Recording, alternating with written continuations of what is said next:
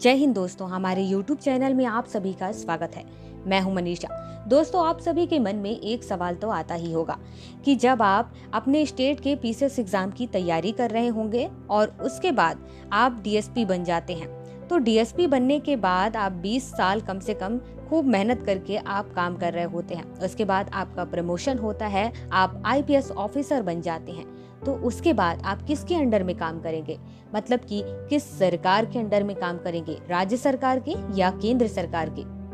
तो दोस्तों, आप सभी को बताना चाहूंगी कि एक आईपीएस ऑफिसर केंद्र सरकार के अंडर में काम कर रहे होते हैं, चाहे उनकी नियुक्ति किसी राज्य में हुई हो, किसी केंद्र शासित प्रदेश में हुई हो, किसी मिनिस्ट्री में हुई हो, उनकी पोस्टिंग कहीं भी हुई हो, वो होते तो हैं केंद्र सरकार के ही अंडर में।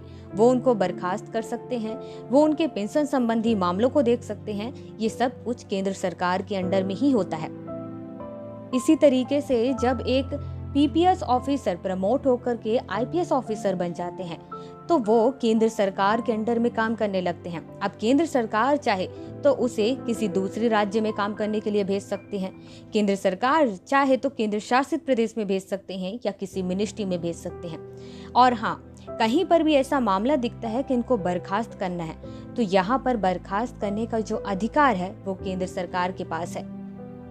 अब यहाँ पर जो पीपीएस ऑफिसर है, प्रमोट होकर के आईपीएस ऑफिसर बना हुआ है, उसे राज्य सरकार नहीं हटा सकती है, मतलब कि बर्खास्त नहीं कर सकती है। इसके साथ ही वेतन संबंधी जो मामले हैं वो भी केंद्र सरकार ही देखेगी। यूँ समझ लीजिए कि UPSC CSC exam finally qualify करके एक एस्पिरेंट जब आईपीएस ऑफिसर बनता है, तो उसको जो सुविधाएं दी जाती है, जो पावर्स दी जाती हैं, वो सब कुछ एक पीपीएस ऑफिसर जब प्रमोट होकर के आईपीएस ऑफिसर बनता है तो उसे भी दी जाती हैं। तो दोस्तों, आज की ये वीडियो आपको कैसी लगी मुझे कमेंट करके जरूर बताएं।